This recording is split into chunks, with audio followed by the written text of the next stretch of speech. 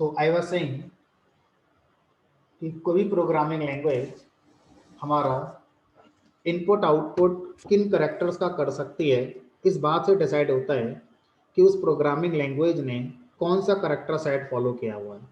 तो अगर हम कंप्यूटर साइंस के करेक्टर सेट को देखें तो हमारे पास एक लिस्ट होती है, उनमें से कुछ इंपॉर्टेंट करेक्टर सेट जिसको मैं डिस्कस कर रहा हूँ। पहला है ASCII character set. ASCII character set 128 characters को सपोर्ट करता है। तो अगर कोई भी लैंग्वेज एस्काई करेक्टर सेट को फॉलो करेगी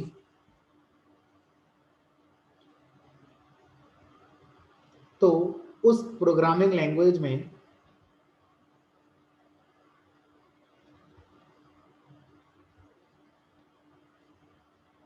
सिर्फ 128 करेक्टर्स का ही हमारा इनपुट आउटपुट हो सकता है। अगर कोई लैंग्वेज लैटिन करेक्टर सेट, इसको एक्सटेंडेड एस्काई भी कहते हैं, अगर इसको फॉलो करती है तो इसके अंदर 256 टोटल करेक्टर्स हैं जो हमारा यूज़ किए जा सकते हैं। इसी तरह से एक हमारा जिसका नाम होता है यूनिकोड करेक्टर सेट। तो अगर हम यूनिकोड करेक्टर सेट की बात करें तो इसमें कुछ ऐसे हैं जिनको अभी रिजर्व रखा गया है करेक्टर्स को फ्यूचर के लिए, और कुछ ऐसे हैं जिनको अभी आप यूज़ कर सकते हैं। अगर आप ओवरऑल अगर बात करें तो ओवरऑल अगर आप यहाँ देखें तो यहाँ से आपको नज़र आ जाएगा यूनिकोड करेक्टर्स। आई थिंक 1.5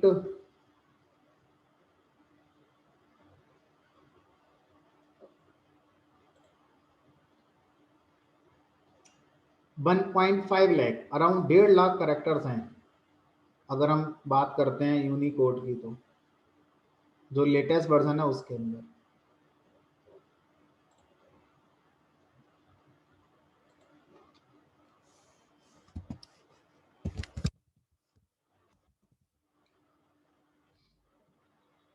ये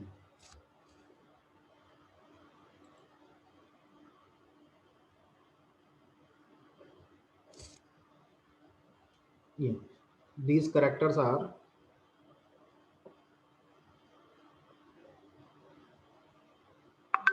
143696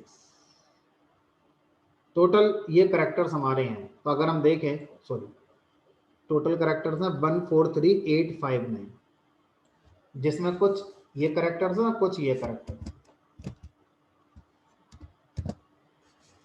तो 1,43,000 करेक्टर्स तक को यूनिकोड सपोर्ट करता है। सो अगर हम पाइथन की बात करें तो पाइथन अर्लियर इसको सपोर्ट करती थी, लेकिन पाइथन 3 या पाइथन 2.7 से हमारा यूनिकोड सपोर्ट होता है। यानी कि आज पाइथन प्रोग्रामिंग लैंग्वेज में अगर आप इनपुट आउटपुट करते हैं तो लगभग इन 1.5 लाख करेक्टर के साथ इनपुट आउटपुट आप कर सकते हैं। ठीक है, कुछ का मैं यूज करके दिखाता हूँ कैसे करते हैं। सो सपोर्टेड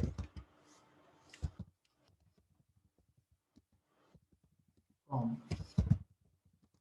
पाइथन, कैसे करेंगे उसकी बात करें।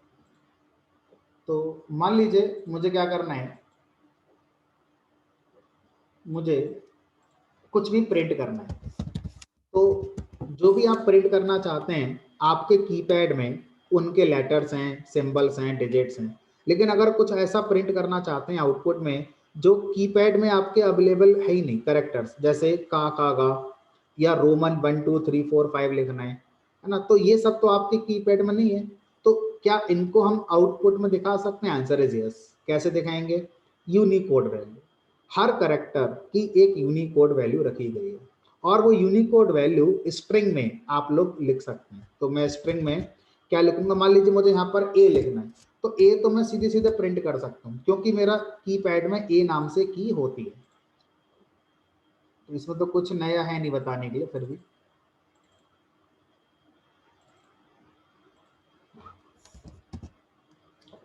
ये चलाएंगे तो एज इट इज रन हो जाएगा। और अगर मैं चाहूँ तो इस ए को इसके यूनिकोड के साथ भी लिख सकता हूँ। इसका यूनिकोड कैसे आएगा तो यहाँ पर देखते हैं। एक वेबसाइट है रैपिड टेबल्स, ये यूनिकोड प्रोवाइड कर देता है।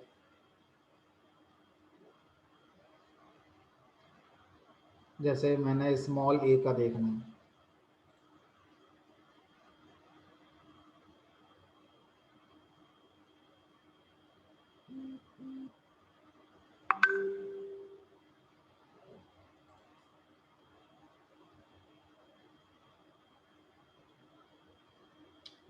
इतने सारे तो बने हुए हैं।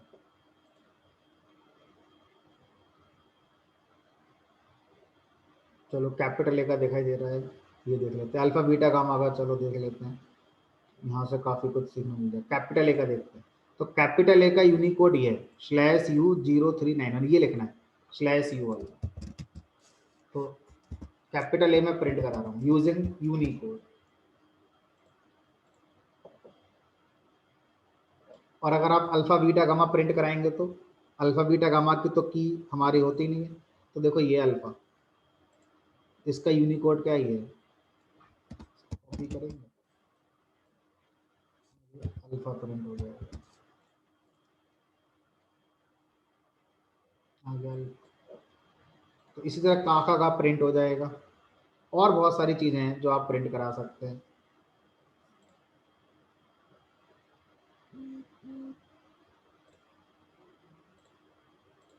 उर्दू के करेक्टर प्रिंट करा सकते हैं। ये आ गया, जैसे मैंने लिखा का, तो का लेटर का जो यूनिकोड होता है वो होता है /U0915।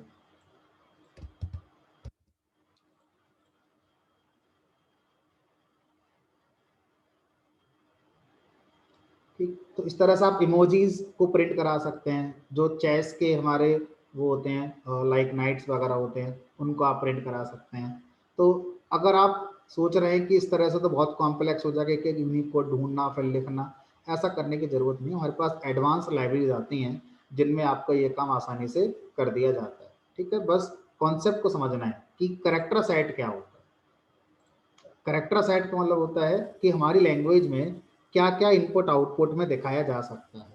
तो जो लैंग्वेज करेक्टर सेट फॉलो कर रही है उसके कितने करेक्टर्स होते हैं वही इनपुट आउटपुट में यूज करे जा सकते हैं। तो ऐसा ही करेक्टर सी लैंग्वेज यूज करती है, Latin character set C++ use कर रही है, यूनिकोड जावा, डॉटनेट, पाइथन, ये सब यूनिकोड करेक्टर को सपोर्ट हमारे करते हैं। ठीक है, तो ये हमारे यूनिकोड करेक्टर्स होते हैं। कीवर्ड्स क्या होते हैं? तो अगर आपसे कहा जाए कि मैं इंग्लिश लैंग्वेज को सीख रहा हूँ, तो इंग्लिश लैंग्वेज को सीखते समय बहुत सारी चीज़ें ऐसी हैं जो आप यूज़ करेंगे। जैसे आपने लिखा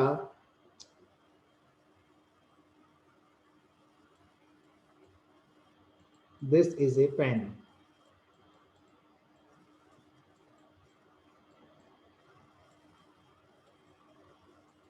अगर आप यहाँ पर देखें तो इसको आप चेंज नहीं कर सकते, इसका मतलब पहले से क्लियर है, इसका मीनिंग भी पहले से पता है इंग्लिश को क्या होता है, ए माने क्या होता है पहले से पता है, और ये सब आपको पहले से पता है।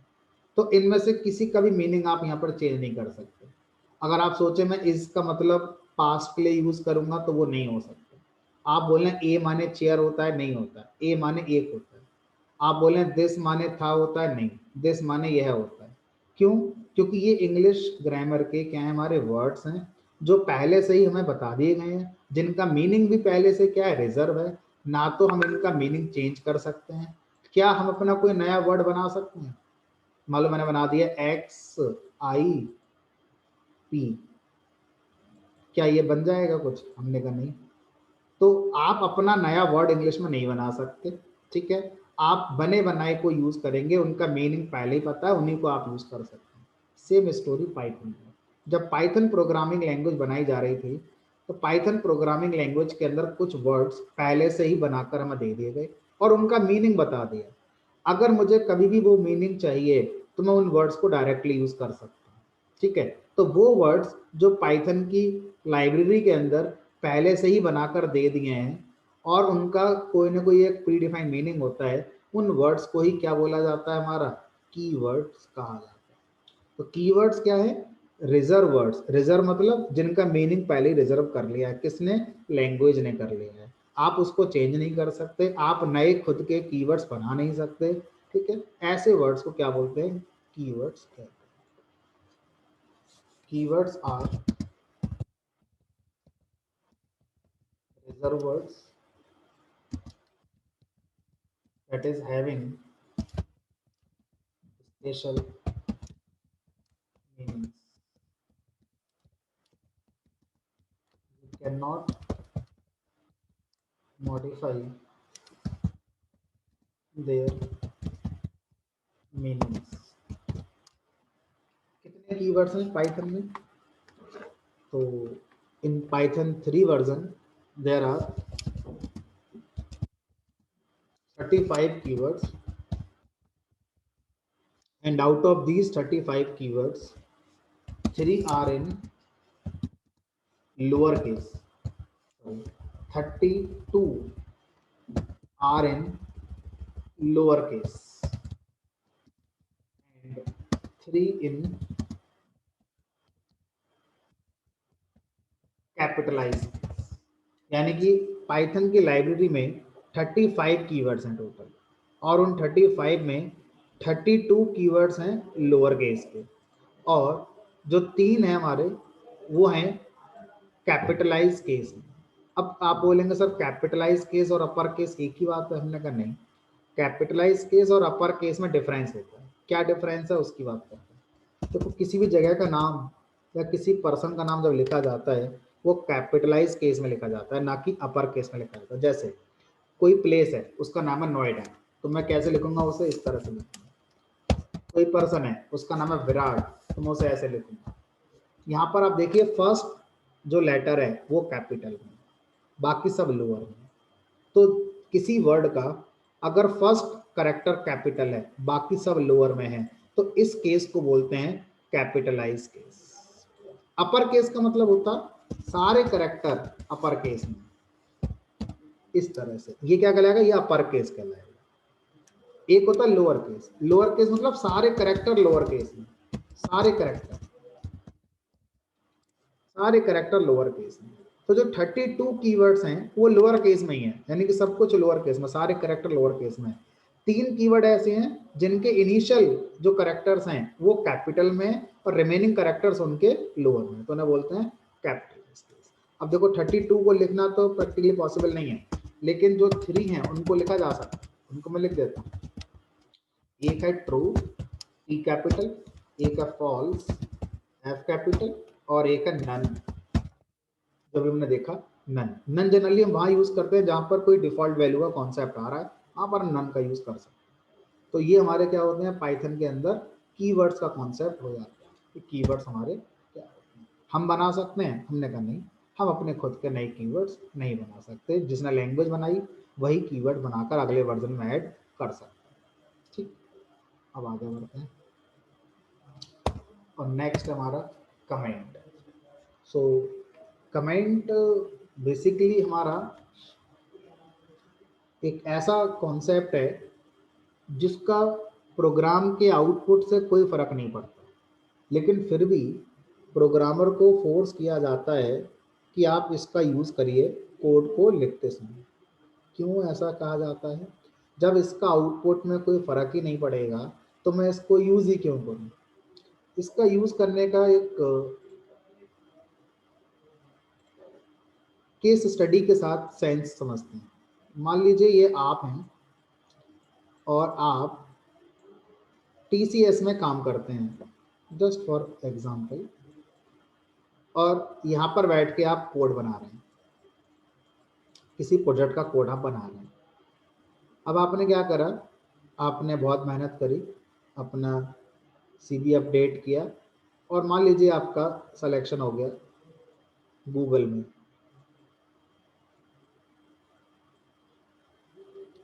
तो अब जो प्रोजेक्ट आप TCS के अंदर बना रहे थे, अब आप तो चले गए गूगल में।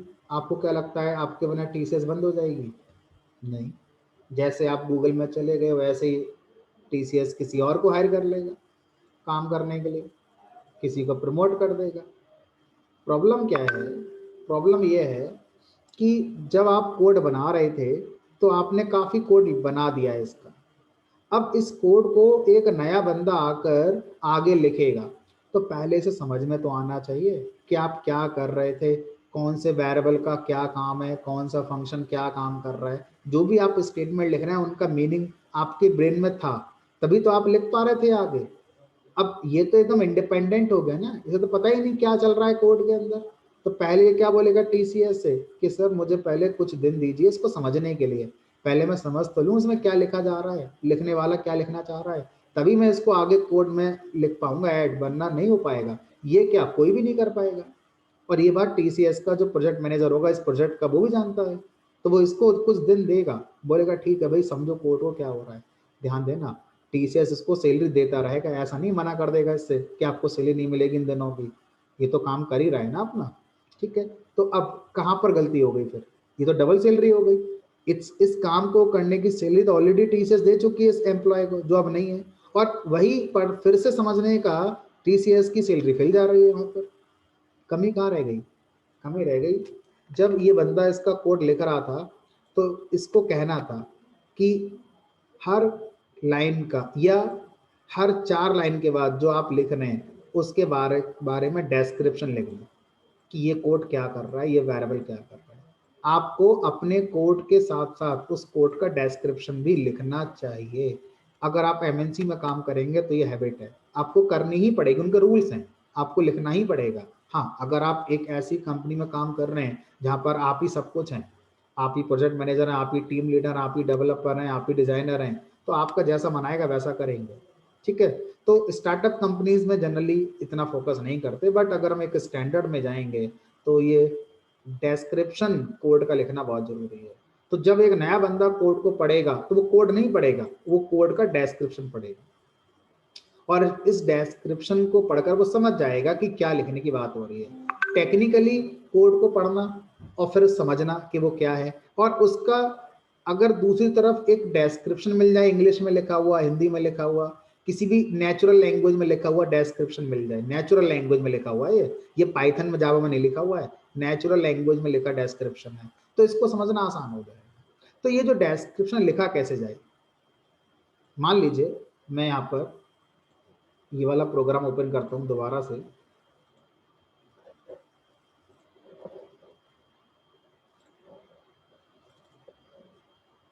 यही वाला, और यहाँ पर अब अभी इस क्लास में 7 लोग हैं। अगर किसी ऐसे पर्सन को ये प्रोग्राम दिखा दिया जाए जिसने आज की क्लास अटेंड नहीं करी है, 100% वो कभी नहीं समझ पाएगा कि लिखने वाले ने क्या लिखा है। अगर वो समझेगा तो उसे काफ़ी एफर्ट लगाने पड़ेंगे, गूगल पर जाएगा, देखेगा, सर्च करेगा, तो काफ़ी टाइम लगाने के बाद उसे समझ में आएगा अच्छा ये यूनिकोड की बात हो रही है। तो मैं ही ना लिख दूँ यहाँ पर इस लाइन के आगे, ऐसे लिख देता हूँ ना, दिस इज यूनिकोड, अब वो समझ जाएगा कि क्या लिखा हुआ है। तो सर ऐसे लिख सकते हैं, ये तो नेचुरल लैंग्वेज का स्टेटमेंट हो गया इंग्लिश का, दिस इज यूनिकोड कौन सा, हमने कर लिख कर देख लेते हैं, देखते हैं क्या होता है। क्या आ गई एरर, क्यों? क्योंकि पाइथन का जो इंटरप्रेटर है वो कह रहा है मैं पाइथन के स्टेटमेंट को चेक करूंगा, नेचुरल लैंग्वेज आप नहीं लिख सकते, आपको जो भी लिखना है पाइथन के रूल के हिसाब से लिखना है। तो अब हम इंटरप्रेटर से क्या कहना चाहेंगे, इंटरप्रेटर इसको मत पढ़िए, इसमें कोई गलती चेक मत करिए, ये तो हमने प्रोग्रामर की रीडेबिलिटी बढ़ाने के लिए है कि कल को कोई और आके इस कोड को पढ़े तो समझ में तो आ जाए उसके क्या लिखा है हमने। ये क्या बोलते हैं इसको, कमेंट। कमेंट का पर्पज होता है कोड की रीडेबिलिटी बढ़ाना, आउटपुट से कोई मतलब नहीं है। एक प्रोग्रामर दूसरे प्रोग्रामर की हेल्प करता है, क्या लिखकर, कोड में कमेंट लिखकर, इसका आउटपुट से एंड यूजर से कोई मतलब नहीं होता। सी लैंग्वेज में डबल स्लैश से कमेंट लगाए जाते थे, जावा में भी ऐसे लगाए जाते थे, पाइथन के अंदर कमेंट को हैश सिंबल से लिखा है।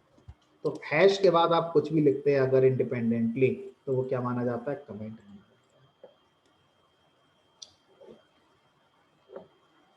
ठीक है, तो अगर मैं मल्टीपल लाइंस को कमेंट की तरह यूज करना चाहता हूं तो पाइथन के अंदर ऑफिशियली मल्टीपल लाइन कमेंट का कॉन्सेप्ट नहीं होता, लेकिन आप चाहें तो ट्रिपल कोट्स ओपन करें और जो लिखना चाहते हैं वो लिख सकते हैं, और ट्रिपल कोट्स क्लोज करें। इसको आप as alternate of multi line comment use कर सकते हैं।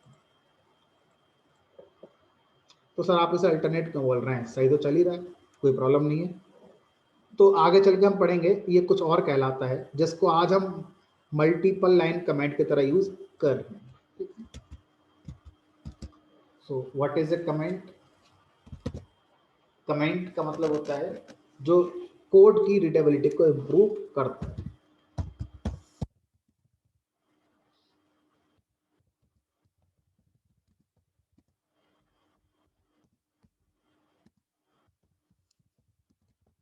कौन सा code? Source code improves readability of source code. ठीक है, ये कॉन्सेप्ट होता है हमारा comment.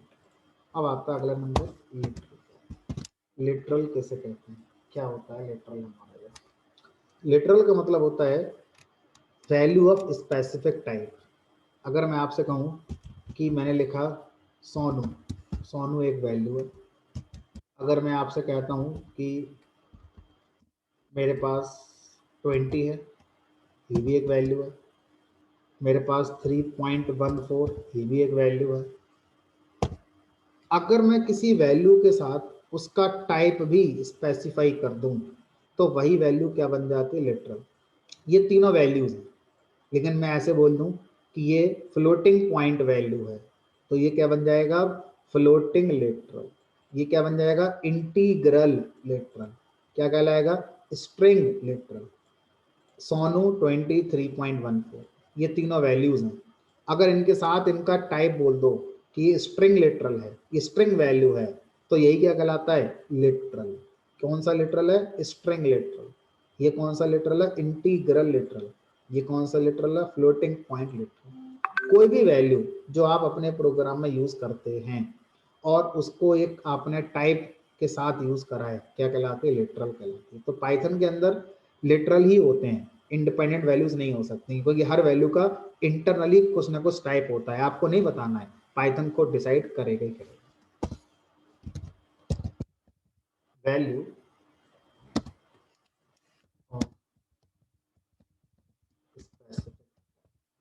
Is known as literal. जैसे स्ट्रिंग लिटरल, प्रिंट के अंदर आप लिखते हैं डबल कोट्स में, तो वो क्या है? String literal. आप इंटीग्रल लिटरल का यूज कर सकते हैं,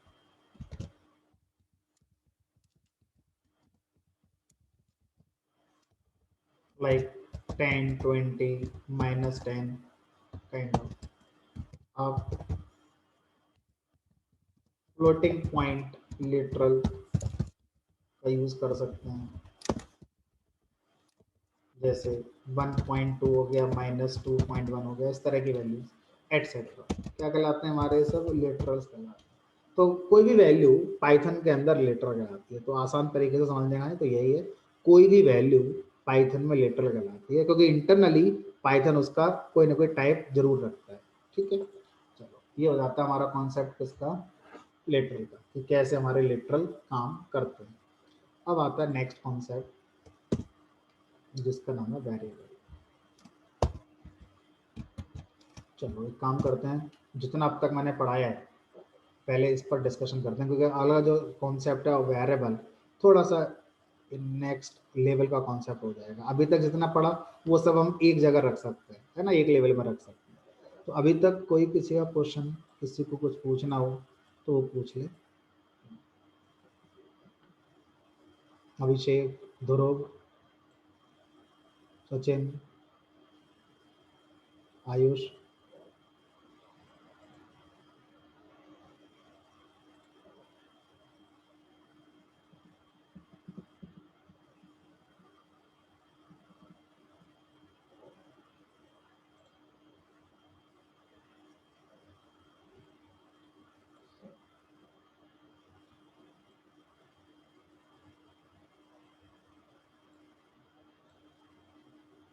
अभिषेक, ज्योति, अमित।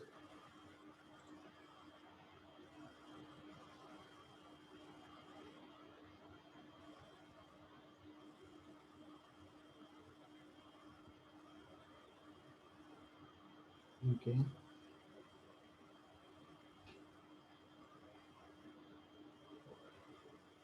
अमित आपका कोई question? No, sir.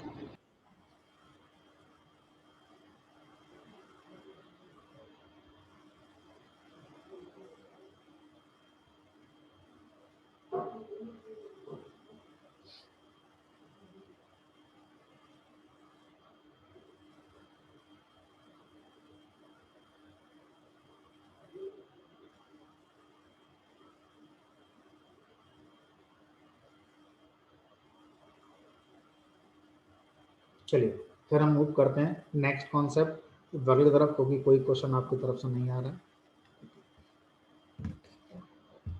So suppose करिए अगर आपसे कोई ये कहता है कि इवन आपने खुद पर्सनली फील किया होगा 8th 9th 10th में आपने मैथमेटिक्स के अंदर कुछ ऐसे क्वेश्चंस पढ़े होंगे कि माना सोनू है और ये मोनू है, सोनू की एज मोनू की एज का डबल है और इन दोनों की एज का सम 30 है। तो बताइए सोनू की एज कितनी है, मोनू की एज कितनी है। तो आप इस तरह की पजल्स जो होती हैं इनको सॉल्व जब करते हैं तो आप मान के चलते हैं कि let the age of Sonu is x and the age of Monu is y। अब आप अपनी मैथमेटिक्स अप्लाई कर देंगे। आपने कहा था सोनू की एज मोनू की एज की डबल है, यानी कि y इक्वल टू 2x, आप ये कहना चाह रहे हैं। फिर आपने कहा था कि इन दोनों की एज का सम 30 है, तो आप लिखेंगे y plus x equal to 30। अब बताइए सोनू की एज कितनी है, मोनू की एज कितनी है। क्या करेंगे, y इक्वल टू 2x, इसको इक्वेशन 1 मान लीजिए, इसको इक्वेशन 2 मान लीजिए। Put the value of y into equation 2, so you will get 2x plus x equal to 30, 3x equal to 30, x equal to 10. Now put the value of this x into equation number 1, you will get the value of y, y equal to 2 into 10, that is 20. तो final answer क्या हुआ, x की value 10 है और y की value 20 है। ये आपके प्रॉब्लम का सॉल्यूशन आ गया। तो आप अपने प्रॉब्लम का सॉल्यूशन करने के लिए आपने क्या करा, सबसे पहले लेट माना सोनू की एज x है, सोनू और मोनू की एज y है। इस एनालॉजी को, इस स्टोरी को मैं प्रोग्रामिंग लैंग्वेज में इम्प्लीमेंट करता हूँ। कैसे करते हैं समझते हैं। मान लीजिए आपसे कहा गया कि आप क्या करेंगे, आप एक बैंक के लिए एप्लीकेशन बनाएंगे जिसमें आपको इंटरेस्ट कैलकुलेट करने का प्रोग्राम बनाकर देना है। तो अब देखिए आपको पता है कि जब आप इंटरेस्ट कैलकुलेट करेंगे तो उसके लिए प्रिंसिपल चाहिए, रेट ऑफ इंटरेस्ट चाहिए एंड टेन्योर चाहिए। तो आपने क्या करा, आपने प्रिंट करा दिया है प्रिंसिपल मानते हुए 5000, रेट ऑफ इंटरेस्ट मान लीजिए 3% का माना, टेन्योर मान लीजिए 2 ईयर्स का माना, और आपने फार्मूले में वैल्यू पुट कर दी। Formula is P into R into T divided by 100। Principal ये हो गया, multiply by rate of interest like 3% आपने बताया, मल्टीप्लाई बाई टेन्योर आपने बोला 2 ईयर्स डिवाइडेड बाई 100। तो अब इस प्रोग्राम को मैंने बनाया और बनाकर बैंक वालों को दे दिया और बैंक वालों से कहा कि ये प्रोग्राम चलाइए और सिंपल इंटरेस्ट निकाल लीजिए।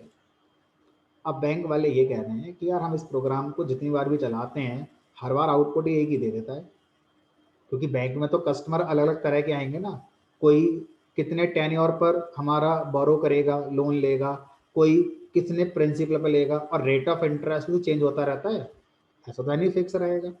तो अब इस प्रोग्राम में जो कमी है वो यही है कि हम इस प्रोग्राम को इस तरह से बनाना चाहते हैं कि जितनी बार मैं इसको रन कराऊं उतनी बार ये पहले बैंक के एम्प्लॉय से पूछे कि बताइए प्रिंसिपल क्या देना चाहते हैं, रेट ऑफ इंटरेस्ट क्या देना चाहते हैं, टेनर क्या देना चाहते हैं, और फिर जो वो बैंक का एम्प्लॉय बताएगा उसके अकॉर्डिंग मेरा प्रोग्राम इंटरेस्ट कैलकुलेट करके दे, तब तो ये मीनिंगफुल एक सॉफ्टवेयर बनाएगा। अगर ऐसे मैं बनाकर पहले दे दूंगा तो ये किसी काम का नहीं रहा हमारा। अब क्वेश्चन यहाँ पर ये आता है कि जिस समय आप डेवलपर बनकर इस प्रोग्राम को बनाने की कोशिश कर रहे हैं उस समय आपसे कहा जा रहा है कि प्रिंसिपल आपको नहीं पता, रेट ऑफ इंटरेस्ट नहीं पता, टेन्योर नहीं पता। क्यों नहीं पता, क्योंकि ये तो रन टाइम पर आएगा। रन टाइम मतलब जब प्रोग्राम रन होगा उस समय हमारा यूजर पास करेगा। यहाँ यूजर का मतलब बैंक का एम्प्लॉय जो सॉफ्टवेयर को यूज कर रहा होगा। तो कोड लिखते समय आप कैसे लिख देंगे फिर कोड, लेट माना प्रिंसिपल P है, माना रेट ऑफ इंटरेस्ट R है, माना टेन्योर T है। तो ये जो आप प्रोग्रामिंग लैंग्वेज मानते हो ना, इन्हीं माने हुए को क्या बोला जाता है? Variable. So P is nothing, P is a variable, R is nothing, R is a variable, T is nothing, T is another variable. Now, by using programming concept, what you can do, you can read the value of these variables from the user at runtime. So, variable की importance क्या होती है? जब मैं किसी code को लिख रहा हूं और उस कोड में मुझे कुछ वैल्यूज का इस्तेमाल करना है, लेकिन वो वैल्यूज मुझे अभी नहीं बताई जा रही हैं, मुझसे कहा जा रहा है वो लेटर ऑन रन टाइम पर आएंगे और जितनी बार प्रोग्राम रन होगा उतनी बार आएंगे। तो अब मैं अभी लिखते समय कोड को पूरा कैसे करूं? क्या मानूं उन वैल्यूज की जगह पर? तो आप क्या मानेंगे उन वैल्यूज की जगह पर? वेरिएबल्स। तो वेरिएबल क्या रिप्रेजेंट करते हैं? बेसिकली किसी वैल्यू को रिप्रेजेंट करते हैं। और हम ज्यादा बार वेरिएबल का इस्तेमाल तभी करना पसंद करते हैं जब वैल्यू अननोन है कोड लिखते समय और रन टाइम पर आनी है। ठीक है, अगर वैल्यू मुझे पहले से नोन है तो शायद मैं वेरिएबल की जगह पर सीधे सीधे वैल्यू लिखना प्रेफर कर सकता हूं, लेकिन जब मुझे वैल्यू नहीं पता है तो फिर तो एक ही ऑप्शन बचता है कि भाई वेरिएबल ही लगाने पड़ेंगे और वैल्यू को रन टाइम पर लेना पड़ेगा। तो वेरिएबल का यूज केस बताया मैंने, to represent run time values while writing the code. बिना वेरिएबल के ऐसा नहीं हो सकता है। ठीक है, ये हो गया पहला केस स्टडी जो मैंने आपको बताया। दूसरा केस स्टडी जहां पर वेरिएबल का मैं यूज करूंगा और मुझे वैल्यू पहले से पता है, फिर भी मैं वेरिएबल का यूज करने की बात कर रहा हूं। कैसे, उसको देखते हैं। तो मान लीजिए मैं अपने प्रोग्राम में मैं अपनी एज प्रिंट करा रहा हूं 38, और मैंने अपने प्रोग्राम में कई बार अपनी एज को मैंने प्रिंट कराया हुआ है।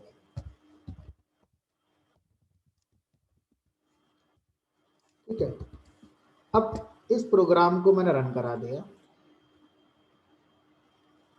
अब मान लो कल मेरा हैप्पी बर्थडे है, 39 का हो गया मैं, तो अब इस प्रोग्राम से मैं चाहता हूँ जहाँ जहाँ 38 लिखा था वहाँ 39 हो जाए। अभी तो चलो 4 स्टेटमेंट्स इसमें लिखे हैं तो दिख रहा है यहाँ पर 39 करना है। अगर ये 10,000 लाइन्स का प्रोग्राम होता और कहाँ कहाँ पर मैंने अपनी एज को यूज़ करा है मुझे भी नहीं पता चल रहा होता, तो ये बहुत कॉम्प्लेक्स हो जाता 38 को 39 करना। अभी तो चलो आपने देख के कर दिया, तो फिर क्या करें? हमने कहा इसका एक सॉल्यूशन है। अगर आप एक ही वैल्यू को, ध्यान से सुनिएगा, अगर आप एक ही वैल्यू को अपने प्रोग्राम में कई जगह पर यूज कर रहे हैं और आपको लगता है कि वो जितनी जगह पर यूज हो रही है कल को हर जगह पर चेंज भी हो सकती है, तो आप हमेशा उस वैल्यू को एक वेरिएबल के थ्रू यूज करेंगे। कैसे, देखते हैं। तो मान लीजिए मैंने यहाँ पर एज नाम से बना दिया वेरिएबल जिसकी वैल्यू 38 कर दी। जहां जहां पर मैं 38 लिख रहा था मैनुअली, वहां पर मैं क्या लिखूंगा? एज लिखूंगा। तो एज क्या कहलाएगा यहाँ पर, अभी सीखेंगे। एज यहाँ पर कॉन्सेप्ट में कहलाएगा वेरिएबल। तो अगर मैं इसको रन कराता हूं तो ये आ गया 38। अब मुझसे कोई बोलेगा नहीं 39 है मेरी एज, तो मुझे एक जगह चेंज करना है बस, डेट से। और जहां जहां पर मैंने ये वेरिएबल इस्तेमाल कर रखा है, चाहे वो 10,000 लाइन्स का प्रोग्राम है चाहे 10 लाख लाइन का प्रोग्राम है, मुझे एक जगह चेंज करना है। समझ में आता है? अब बात करते हैं इसके नाम की। इसका जो नाम रखा गया है वो बेसिकली इसी कॉन्सेप्ट पे रखा गया है। वेरी, वेरी माने जो बदलता रहे, एबल योग्य, बदलने योग्य, ऐसा कॉन्सेप्ट जो अपनी वैल्यू को बदल पाए एक ही प्रोग्राम में या एक ही प्रोग्राम के हर अलग अलग एग्जीक्यूशन में। क्या कहलाता है वो कॉन्सेप्ट? वेरिएबल, है ना? ये वेरिएबल है, इसकी वैल्यू मैं प्रोग्राम में, एक ही प्रोग्राम में चेंज कर सकता हूँ कई बार। तो यहाँ पर 39 आएगी, उसके बाद मैंने चेंज कर दी, अभी कितनी हो जाएगी? 40 हो जाएगी। तो इसका जो नाम रखा गया वेरिएबल, उसके पीछे क्या पर्पस था? वो यही पर्पस है, ऐसा कॉन्सेप्ट जिसमें वैल्यू आएगी और वो वैल्यू लेटर ऑन आगे के स्टेटमेंट्स के लिए अगर चेंज करना चाहते हैं तो चेंज कर सकते हैं इस तरह से। ठीक है, इसलिए इसका नाम पड़ गया वेरिएबल। ठीक, सिंटैक्टिकली चीजों को सीखेंगे, समझेंगे क्या होता है हमारा। तो हम लिखेंगे यहाँ पर A variable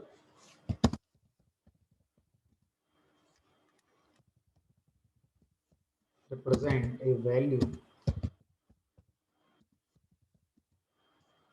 that may be changed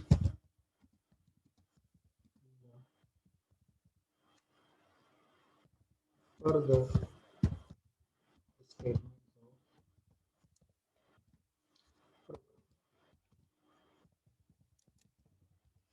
Generally, we use variables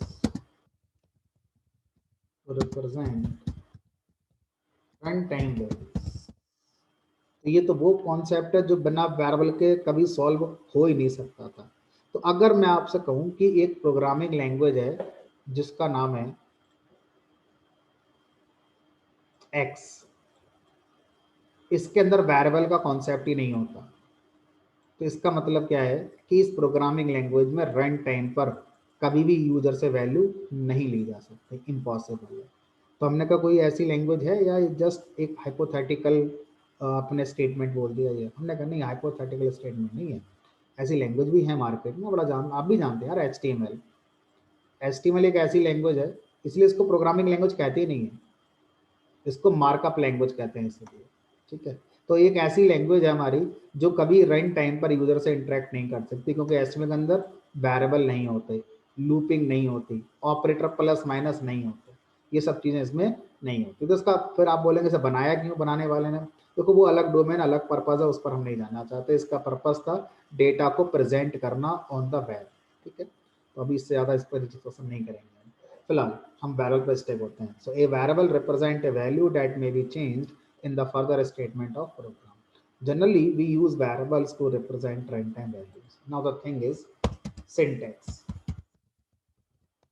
How we can write variables in Python code? क्योंकि देखो जो भी आपके सामने नई चीज आएगी, पहली बार आपने पढ़ा कीवर्ड, आपने पहली बार सुना कमेंट, पहली बार आप पढ़ रहे हैं वेरिएबल, तो उसको प्रोग्राम में लिखने का सिंटैक्स आपको आना चाहिए। अगर आप सिंटैक्स नहीं जानते हैं, कॉन्सेप्ट जानते हैं, सिंटैक्स नहीं जानते, तो आप किसी को समझा सकते हैं लेकिन खुद से प्रोग्राम नहीं लिख पाएंगे। खुद से प्रोग्राम लिखने के लिए आपको दोनों चीज आनी चाहिए, कॉन्सेप्ट आना चाहिए, वो चीज क्यों आई है, और उसको कैसे फिर कोड में लिखा जाता है, दैट इज सिंटैक्स। ठीक है, तो अगर हम सिंटैक्स की बात करें तो पाइथन के अंदर इसका सिंटैक्स होता है, वेरिएबल का नाम जो आप देना चाहते हैं वो दीजिए, इक्वल टू जो उसकी वैल्यू देना चाहते हैं वो दे सकते हैं, ये इसका सिंटैक्स होता है। अगर आप Java, dot net, C plus plus languages जानते हैं या उन पर आपने थोड़ा बहुत भी काम किया हुआ है, तो आप बोलेंगे सर यहाँ पर ना एक कमी है, और वो कमी क्या है, डेटा टाइप। ठीक है, तो अब थोड़ा सा मैं आपको आगे बताता हूँ यहाँ पर कि इस सिंटैक्स से पहले वो पॉइंट में लग जाता है। पाइथन और जावा में या सी में एक डिफरेंस ये भी है कि पाइथन डायनेमिकली टाइप्ड लैंग्वेज है, Java, C, dot net, C plus plus, ये लैंग्वेजेस स्टैटिकली टाइप्ड हैं। इस बात का स्टैटिक मेमोरी एलोकेशन और डायनेमिक मेमोरी एलोकेशन से मतलब नहीं है। डायनेमिकली टाइप्ड, स्टैटिकली टाइप्ड एक अलग कैटेगरी है, अलग कॉन्सेप्ट है, और इसमें हमें यह बताया जाता है who will decide data type of this variable, programmer और language. If language decides data type of a variable, then language is known as dynamically typed. If programmer decides data type of a variable, then language is known as statically typed. So in case of C, C++, Java, .NET languages, as a programmer we are responsible to decide the data type of a variable. इसीलिए हम लोग जब भी syntax लिखेंगे तो data type हमें साथ बताना होगा C, C++, Java, .NET में, fine, but in Python it is not. So Python is a dynamically typed language. It means programmer is not responsible to specify data type of a variable.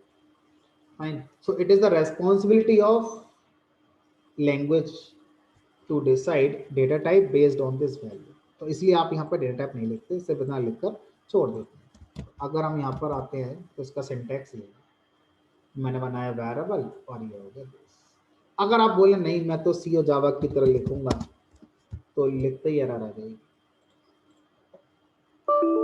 invalid syntax. Why? Python is a dynamically typed language. I am not saying कि Python में data type नहीं होते, I am just saying कि data type language control कर रही है, programmer की headache नहीं है, ये हेडेक लैंग्वेज ने खुद ले ली अपने ऊपर।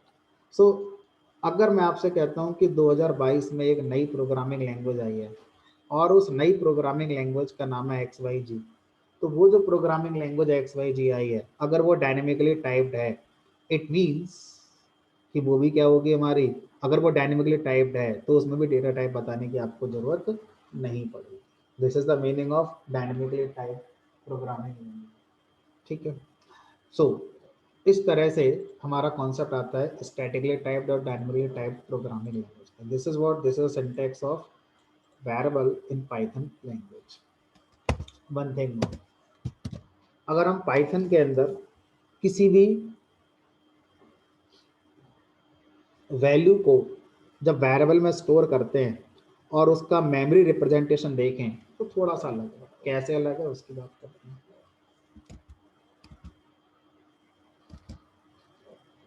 सपोज करिए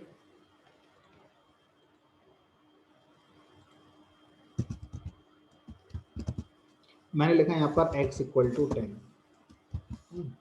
अगर मैं इसको मेमोरी में विजुलाइज करना चाहता हूँ तो कैसे करेंगे विजुलाइज? तो इसकी एक एनालॉजी है मेमोरी में विजुलाइज करने की। वो एनालॉजी है कि ये मान लीजिए आपका टेलीविजन है जिसको आप टीवी कहते हैं, ठीक है। अब मुझे टीवी में चैनल चेंज करना है, वॉल्यूम आपका अप डाउन करना है, तो ये है आपको टीवी ऑपरेट करना है। हम लोग रेयरली टीवी को टीवी से ऑपरेट करते हैं, हम लोग टीवी को ऑपरेट करने के लिए एक रिमोट नाम की डिवाइस का यूज करते हैं। जब भी मुझे टीवी में ऑपरेशन करना है या टीवी तक पहुंचना है तो मैं रिमोट के थ्रू टीवी तक पहुंच जाता हूँ। ऐसा होता है जो कि सही है। अब इस बात का पाइथन के वेरिएबल से क्या मतलब है वो समझते हैं। जब आप ऐसा लिखते हैं x इक्वल टू 10, तो जब हमारा प्रोग्राम एग्जीक्यूट होता है तो उसको मेमोरी लोकेट होती है। मेमोरी लोकेट होने का मतलब ये है कि अभी आपका program C drive D drive में रखा हुआ है, हार्ड डिस्क में सेव है। जब उसको एग्जीक्यूशन में लाया जाता है तो उसको रैम मेमोरी में लोड किया जाता है। जो चीज़ें रैम मेमोरी में लोडेड होती हैं वही एग्जीक्यूट होती हैं। अदरवाइज कोई भी सॉफ्टवेयर जो आपने इंस्टॉल किया हुआ है वो आपकी हार्ड ड्राइव में सेव है, लेकिन जब आप उसे रन करेंगे तो वो हार्ड ड्राइव से उसकी फाइलें लोड होंगी कहाँ पर, रैम मेमोरी के अंदर। तो जो चीज़ें रैम मेमोरी में रखी होती हैं वही एग्जीक्यूट होती हैं। तो इसलिए रैम का साइज जितना ज़्यादा होगा उतनी ज़्यादा एप्लीकेशंस एक साथ चल सकती हैं बिना सिस्टम हैंग हुए। और अगर रैम का साइज कम होगा तो सीधी सी बात है फिर एक साथ कम एप्लीकेशन रन हो पाएंगी और ज़्यादा चलाएंगे तो हैंग होती रहेंगी हमारी। ठीक है, तो जब हम प्रोग्राम को रन कराते हैं तो हमारा प्रोग्राम का मेमोरी लोकेशन होता है, डेट इज रैम के अंदर मेरा प्रोग्राम लोड होता है। जब रैम के अंदर प्रोग्राम लोड होता है तो मेरे प्रोग्राम में जितने वेरिएबल्स हैं उनको मेमोरी एलोकेट करी जाती है। कैसे करी जाती है उसको समझाने के लिए ये टीवी और रिमोट का एग्जांपल काम में आ रहा है मेरे। तो ये x इक्वल टू 10 में 10 को मान लो टीवी, ये वो मेमोरी ब्लॉक है जहां पर 10 को रख दिया गया है रैम के अंदर।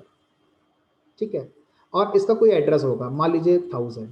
ध्यान रखना रैम के अंदर सी ड्राइव डी ड्राइव नहीं होती, ई ड्राइव ये सब रैम नहीं है, रैम के अंदर एड्रेस होते हैं। ठीक है, तो 10 जहां पर एलोकेट हुआ है रैम के अंदर उसका एड्रेस मान लीजिए 1000 है, जस्ट फॉर अंडरस्टैंडिंग।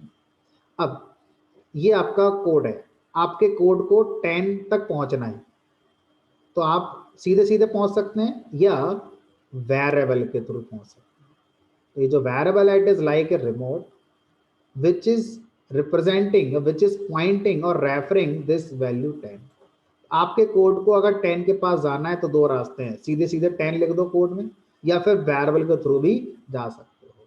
ठीक है, तो इस तरह से अगर हम मेमोरी में देखें x इक्वल टू 10 कैसे बना होगा, तो x इक्वल टू 10 में x हो गया वेरिएबल आपका, ये जो आपका वेरिएबल है, यहाँ पर मैं x लिख देता हूँ यहाँ पर, ठीक है। और जो x है वो आपका 10 को पॉइंट कर रहा होगा, ठीक। अब अगर हम इस 1000 जहाँ पर 10 स्टोर है, अगर हम इस 1000 को प्रिंट कराना चाहते हैं, मतलब आप वैल्यू का एड्रेस गेट करना चाहते हैं, हमें इसकी जरूरत नहीं पड़ेगी, जस्ट समझाने के लिए मैं आपको ऐसा बता रहा हूँ, ठीक है। अदरवाइज रेयरली आगे चलकर हमें इसकी जरूरत पड़ेगी। तो आप क्या करेंगे, एक फंक्शन होता है जिसका नाम है आईडी। आईडी फंक्शन हमें किसी वैल्यू का एड्रेस ला कर देता है मेमोरी में। तो आप आईडी में क्या लिखोगे, चाहे तो आप लिख दो 10, तो 10 का एड्रेस आ जाएगा, या 10 जिस वेरिएबल से रेफर हो रहा है वो वेरिएबल का नाम भी लिख सकते हो x, तो भी किसका एड्रेस आएगा, x जिसको रेफर कर रहा है उसका एड्रेस आएगा। x का अपना एड्रेस भी होगा, वो नहीं मिलेगा, x जिसको रेफर कर रहा है, 10 को रेफर कर रहा है, 10 का मेमोरी एड्रेस यहाँ पर मिल जाएगा। ये आ गया मेमोरी एड्रेस ऑफ 10। मैंने जस्ट फॉर अंडरस्टैंडिंग 1000 लिख दिया, अब ये एक्चुअल एड्रेस क्या है वो ये है, ठीक है। अगर आप लैंग्वेज से पूछना चाहते हैं कि बताइए x किस टाइप का वेरिएबल है, तो टाइप नाम का एक फंक्शन है, और टाइप फंक्शन में आप x पास कर दीजिए, लैंग्वेज खुद बता देगी कि हमने x को क्या माना हुआ है। तो लैंग्वेज के हिसाब से x किस टाइप का वेरिएबल है, इंटीजर टाइप का वेरिएबल है। आप इस क्लास वर्ड को छोड़ दीजिए, इसको अभी हमें फोकस नहीं करना है, इसको फोकस कर सकते हैं। तो हमने कहीं नहीं बताया कि x इंटीजर है, लैंग्वेज ने खुद समझ लिया वैल्यू के हिसाब से कि भाई x इंटीजर होगा, और टाइप से हमें वो देखने को मिल भी जाता है, ठीक। अब अगर हम यहाँ पर पाइथन के कॉन्सेप्ट को देखें, तो यहाँ पर हम क्या कह सकते हैं, इस वाले पॉइंट को पहले लिख लेते हैं फिर आगे समझेंगे। तो मैं जो लिख रहा हूँ उसको पहले पढ़िएगा, है ना, तो कोशिश करिए समझने की। In Python a variable is a reference or pointer a memory। ये थोड़ा सा मेमोरी के पॉइंट ऑफ व्यू से मैंने ये लाइन लिखी है, क्योंकि कभी इंटरव्यूज में आप जाते हैं तो कुछ इंटरव्यूअर मेमोरी में आपको ले जाते हैं कि मेमोरी बताओ, वो आपको डेप्थ में देखना चाहते हैं कि आपने कितना डेप्थ में पढ़ा हुआ है कॉन्सेप्ट के लिए। ऐसा तो नहीं आपने ऊपर ऊपर से कोड रन कराया और आ गए, तो उस पर्टिकुलर सिचुएशन के लिए आपको ये सारी चीजें आनी चाहिए, अदरवाइज आपके प्रोग्राम के आउटपुट का इससे कोई मतलब नहीं है। आप ये जानते हैं तब भी आपका आउटपुट वही आएगा, और अगर आप ये नहीं जानते हैं तब भी आपके प्रोग्राम का आउटपुट वही आएगा। जस्ट फॉर इंटरव्यू पर्पस आपको ये नॉलेज होनी चाहिए कि बैकएंड में क्या होगा, ठीक है। So in Python a variable is a reference और पॉइंटर। इसको याद करने की ट्रिक यही है कि वेरिएबल रिमोट है और वैल्यू टेलीविजन है हमारा, ठीक है। तो जब भी टेलीविजन चलाना है वेरिएबल से चलाना है, रिमोट से चलाना है। तो ये लाइन मैंने यही लिखी है, ठीक है। अब आगे बढ़ते हैं। पाइथन ने कॉन्सेप्ट को, मेमोरी के कॉन्सेप्ट को ऑप्टिमाइज किया हुआ है। ऑप्टिमाइज का मतलब होता है कि कम इनपुट ज़्यादा आउटपुट, ठीक है। ऑप्टिमाइजेशन का मतलब ये होता है हमारा, ठीक। तो कैसे करेंगे यहाँ पर इसको हम, अगर मैं x इक्वल टू 10 लिखूँ और एक और वैल्यू बनाऊँ y इक्वल टू 10 और एक और बनाऊँ वेरिएबल z इक्वल टू 10, तो अगर ये पाइथन की जगह जावा लैंग्वेज होती या सी लैंग्वेज होती तो 3 मेमोरी लोकेशन होते 10 के, एक x के लिए, एक y के लिए, एक z के लिए। पाइथन ने इसका ऑप्टिमाइजेशन किया, और पाइथन के अंदर जब ये 3 वेरिएबल मेमोरी में आएंगे तो इनका जो एलोकेशन होगा रैम मेमोरी के अंदर वो 10 एक ही बार आएगा मेमोरी में, 3 बार नहीं आएगा। और जो x है वो इसी को रेफर कर रहा होगा, और y भी इसी को रेफर कर रहा होगा, और z भी इसी को रेफर कर रहा होगा। तो सर अगर मैं यहाँ पर इन तीनों की वैल्यू प्रिंट कराऊं x y z, तो तीनों की वैल्यू 10 10 10 आएगी। तो इससे हम ये प्रूफ नहीं कर पाएंगे कि इन तीनों वेरिएबल का 10 एक ही है या तीनों को अलग अलग 10 एलोकेट किया गया है। तो अगर मुझे ये प्रूफ करना हो कि ये तीनों के तीनों वेरिएबल एक ही को पॉइंट कर रहे हैं, तो ध्रुव बताइए कैसे, क्या कोड में लिखें ऐसा जिससे हम ये प्रूफ कर पाएं या पता कर पाए कि क्या वाकई ये तीनों वेरिएबल एक ही 10 को पॉइंट कर रहे हैं।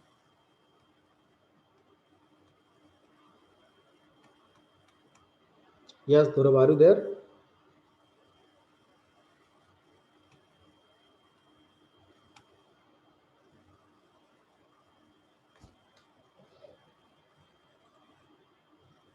बताइए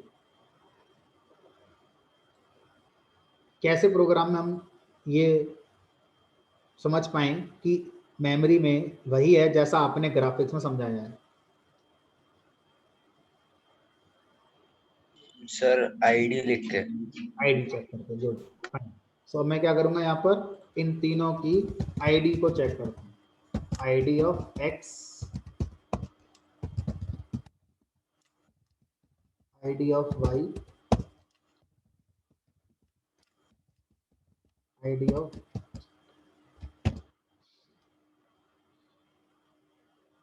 सेम आ रहा है, यानी कि मेमोरी में 10 एक ही है और एक्स भी उसी को पॉइंट कर रहा है, वाई भी उसी को पॉइंट कर रहा है, जेड भी उसी को पॉइंट कर रहा है। यहाँ तक तो अच्छा लगेगा आपको। अब आपको जो अच्छा नहीं लगेगा वो क्या? मान लो y ने कहा मैं अपनी वैल्यू चेंज करूंगा 11 करूंगा, तो अब आप बोलेंगे सर बिना वजह x और z को भी चेंज करना पड़ेगा।